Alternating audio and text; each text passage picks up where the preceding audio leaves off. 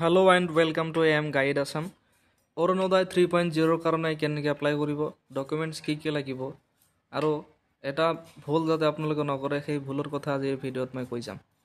চ' প্ৰথমতে কৈ আছোঁ, অসম চৰকাৰৰ বিত্ত বিভাগৰ ফালৰ পৰা অৰুণোদয় আঁচনিৰ যি টকা দিয়া হয় সেই টকাটো মহিলাসকলে যাতে স্বাৱলম্বী হ'ব পাৰে, নিজৰ খৰচ যাতে নিজে চলাব পাৰে, তাৰ কাৰণে এটা ইনিচিয়েটিভ হিমন্ত বিশ্ব শৰ্মাই 2020 চনৰ পৰা লৈছে। তো এইটো আঁচনিৰ যোগেদি প্ৰত্যেক মাহত মহিলাসকলৰ একাউণ্টত 1000 টকাকৈ সোমাই দিয়া হয়। অৰুণোদয় 3.0 যিটো স্কিম আছে সেই স্কিমৰ আণ্ডাৰত প্ৰত্যেক মাহত 1450 টকাকৈ প্ৰতিটো মহিলাৰ একাউণ্টত সোমোৱা হ'ব। হিমন্ত বিশ্ব শৰ্মাই কেইদিনমান আগত এনাউন্স কৰিছে, এইটো লেটেষ্ট এটা আপডেট হয়। অৰুণোদয় 3.0ৰ হিতাধিকাৰীয়ে 1450 টকাকৈ একাউণ্টত পাব। আগত পাইছিলে 1250, প্ৰথমতে 1200, তাৰপিছত 1250, এতিয়া আৰু 200 টকা বঢ়াই 1450 টকাকৈ দিছে। তো ইয়াৰ কাৰণে এটা ফৰ্ম আছে, সেই ফৰ্মটো আপুনি ফিল আপ কৰি পঞ্চায়তত দিব লাগিব। Panchayat level, block level verification হ'ব। তাৰপিছত এটা ফাইনেল লিষ্ট ওলাব। সেই লিষ্টত যাৰ যাৰ নাম থাকিব তেওঁলোকে প্ৰত্যেক মাহত 1450 টকাকৈ পাব। তো সেইখন ফৰ্ম আপুনি ফিল আপ কেনেকৈ কৰিব, ফৰ্মখন পাব ক'ত আপুনি, সেই ফৰ্মখন মই ডিছক্ৰিপশ্যনত দি দিছোঁ লিংক, তাৰ পৰা আপুনি ফৰ্মখন ডাউনলোড কৰি ল'ব। ডাউনলোড কৰাৰ পিছত প্ৰথমতে আপোনাৰ জিলাৰ নাম লিখিব, তাৰপিছত আপোনাৰ গাঁৱৰ নাম। চ' ইয়াতে জিলা, আপোনাৰ যিটো জিলা লিখিব। যদি আপুনি নগৰত থাকে আৰবান টিক চিন দিব, গাঁৱত থাকিলে গ্ৰামটো টিক চিন দিব, আৰু তাৰিখ, যিটো তাৰিখত আপুনি ফিল আপ কৰিব সেই তাৰিখটো দিব। তাৰপিছত আহিব, আপুনি যিহেতু এপ্লাই কৰি আছে তো আপোনাৰ ফুল ডিটেইলছ ইয়াতে দিব লাগিব। ইয়াতে দিছে এপ্লিকেণ্ট ডিটেইলছ, তাৰমানে আবেদনকাৰীৰ বিৱৰণ। আপুনি এপ্লাই কৰিছে, আপোনাৰ ফুল ডিটেইলছত প্ৰথম ডিটেইলছ আহিব এড্ৰেছ। এড্ৰেছটোত আপুনি কি দিব লাগিব, ব্লকৰ নাম, আপুনি যিটো খণ্ডত বাস কৰি আছে আপোনাৰ ব্লকৰ নাম লিখিব। দ্বিতীয়তে আপোনাৰ গ্ৰাম পঞ্চায়তৰ নাম ইয়াতে লিখিব লাগিব, কোনটো গাঁও পঞ্চায়তত আপুনি থাকে সেই গাঁও পঞ্চায়তৰ নাম। তাৰপিছত আপোনাৰ গাঁৱৰ নাম নাইবা ৱাৰ্ডৰ নাম লিখি দিব।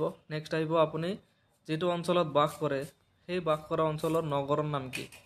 তাৰপিছত আপোনাৰ নামৰ প্ৰথম অংশ, ধৰক আপোনাৰ নাম কিবা এটা আৰু, তো আপোনাৰ নামৰ যিটো প্ৰথম অংশ আছে সেই প্ৰথম অংশ আপুনি লিখি দিব। তাৰপিছত আহিব মিডল নেম আৰু আহিব লাষ্ট নেম, আপোনাৰ নামৰ শেষৰ অংশটো লিখিব। তাৰপিছত আপোনাৰ লিংগ মহিলা। নেক্সট আহিব আপোনাৰ বয়স কিমান হয়, সেই বয়সটো আপুনি লিখি দিব। 1/4/2020লৈকে আপোনাৰ বয়স, সেই বয়সটো লিখি দিলে। তাৰপিছত আপুনি যিটো ঘৰত বাস কৰি আছে, বিয়া হৈছে বা হোৱা নাই, আপোনাৰ ঘৰ নম্বৰ কি, আপোনাৰ লোকেলিটিৰ নাম, গাঁৱৰ নাম লিখি দিলে হৈ যাব। ইয়াতে পুলিচ ষ্টেচনটো লিখি দিব, যিটো পুলিচ ষ্টেচন হয়, নাইবা আপোনাৰ পাৰা বা ষ্ট্ৰীট, মানে আপোনাৰ গাঁৱৰ নাম ইয়াতে লিখি দিলে হৈ যাব। নেক্সট আহিব পিন কোড, আপোনাৰ যিটো পোষ্ট অফিচৰ পিন কোড আছে পিন কোড লিখিব, আৰু আপোনাৰ মোবাইল নাম্বাৰ। আৰু মোবাইল নাম্বাৰ দিওঁতে এটা ভুল আপোনালোকে নকৰিব, এই ভুলটোৰ কথা মই আগতে কৈ আছিলোঁ, মেনশ্যন কৰি দিছোঁ। এই ভুল আপুনি নকৰিব যে যিটো মোবাইল নাম্বাৰ আপুনি ইউজ কৰি আছে, বৰ্তমান এক্টিভ আছে, য'ত মেছেজ যাব পাৰে, SMS, OTP যাব, সেই মোবাইল নাম্বাৰটো আপুনি দিব। মানে যিটো কাৰেণ্ট আপুনি চলাই আছে সেই মোবাইল নাম্বাৰটো দিব। যিটো মোবাইল আপুনি নচলায়, যিটো নাম্বাৰ, সেই চিমৰ নাম্বাৰটো আপুনি কেতিয়াও নিদিব, কাৰণ ইয়াতে বহুত OTP যায়। তো এই OTPবিলাক পাবলৈ আপুনি পইচাটো যাতে টাইমতে পায়, বেংকৰ লগত যিটো মোবাইল নাম্বাৰ লিংক আছে সেই মোবাইল নাম্বাৰটো আপুনি ইয়াতে প্ৰভাইড কৰিব, বেলেগ যাতে আপুনি নকৰে। আৰু এটা কথা, আপোনাৰ একাউণ্ট যদি আধাৰ কাৰ্ডৰ লগত লিংক নাই বা মোবাইল নাম্বাৰৰ লগত লিংক নাই, আপুনি সেই লিংকটো অলপ সোনকালে কৰাই ল'ব, তেতিয়া আপোনাৰ পইচা পোৱাটো অলপ ইজি হৈ যায়। তাৰপিছত আহিব আপোনাৰ ফেমিলি ডিটেইলছ, পৰিয়ালৰ ফুল ডিটেইলছটো আপুনি দিব। ইয়াতে প্ৰথম ক্ৰমিক নাম্বাৰ, নম্বৰ 1, আপোনাৰ দেউতাকৰ নাম লিখিলে, বয়স, লিংগ, আপোনাৰ লগত ৰিলেশ্যন কি, আৰু প্ৰায়ৰিটিটো কি হয় এইটো দিব। 2 নম্বৰ এনেকৈ যিকেইটা ফেমিলি মেম্বাৰ আছে গোটেইখিনিৰ নাম, সিহঁতৰ বয়স, লিংগ আৰু আপোনাৰ লগত ৰিলেশ্যন কি হয় সেইখিনি। তাৰপিছত main part, bank account details. আপুনি যিটো এপ্লাই কৰি আছে আবেদনকাৰী, আপোনাৰ বেংক একাউণ্টত কি দিব লাগিব। 1 নম্বৰ আহিব IFSC কোড। একাউণ্ট ডিটেইলছ দিয়াৰ আগতে পাছবুকখন বেংকৰ লগত ভালকৈ আপুনি বেংক পাছবুকখন আপোনাৰ ওচৰত লৈ ল'ব। IFSC কোড লিখিলে, বেংকৰ নাম লিখিব, বেংকৰ ব্ৰাঞ্চৰ নাম, তাৰপিছত বেংক একাউণ্ট নাম্বাৰটো ভালকৈ লিখিব, আৰু লিখিব আপুনি ফেমিলি ইনকাম চাৰ্টিফিকেটত যিটো ইনকাম দিয়া আছে, এনুৱেল ফেমিলি ইনকাম, আপোনাৰ পৰিয়ালৰ বাৰ্ষিক আয় কিমান আছে সেই ইনকামটো আপুনি ইয়াতে মানে দিব লাগিব। আৰু তাৰপিছত কি ডকুমেণ্টছ আপুনি ইয়াতে দিছে, যিকোনো এটা ইয়াতে মেনশ্যন কৰি দিলে হ'ল। বেংক পাছবুক ইয়েছ দিছে, এইখিনি যদি দিয়া নাই আপুনি ন' মাৰি দিলে হ'ল। আৰু লাষ্টত আপুনি ডিক্লেৰেশ্যনত এই দুটা আপুনি টিক মাৰি দিব। আপুনি ইয়াতে দিছে যে মই কিবা কাৰণ যদি মোৰ ভুল হয় এইটো কি হ'ব, চৰকাৰে মোৰ কোনো দায়িত্ব নলয়। মানে কি প্ৰথমতে কৈছে চাওক, উপৰোক্ত তথ্যসমূহ মোৰ জ্ঞানত সত্য। মই যিখিনি ইনফৰমেশ্যন মোৰ বিষয়ে দিছোঁ গোটেইখিনি সত্য, আৰু মোৰ আবেদন যিকোনো কাৰণবশত বাতিল হ'ব পাৰে।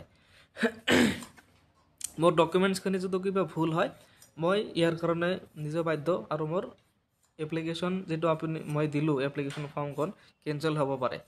দ্বিতীয়তে অসম চৰকাৰক মোৰ যিখিনি ডকুমেণ্টছ আছে বা মোৰ যিখিনি তথ্য আছে মই দিলোঁ ডাটা, সেই গোটেইখিনি ডাটা চৰকাৰক মই কালেক্ট কৰিবৰ কাৰণে পাৰ্মিশ্যনটো দিলোঁ। এইটো দিয়াৰ পিছত আপোনাৰ এইটো ছিগনেচাৰ ইয়াতে আপুনি এটা চহী কৰি দিব হস্তাক্ষৰ। তাৰপিছত কি আপুনি এইখন জমা দিব। জমা দিয়াৰ পিছত পঞ্চায়ত কাৰ্যালয় যিটো আছে পঞ্চায়ত কাৰ্যালয়ত আপুনি দাখিল কৰি দিব। তাতে ব্লক লেভেলত ভেৰিফিকেশ্যন হ'ব। ভেৰিফিকেশ্যনৰ পিছত ফাইনেল লিষ্ট ওলোৱাৰ পিছতে আপোনাৰ পইচাটো একাউণ্টত সোমাই যাব।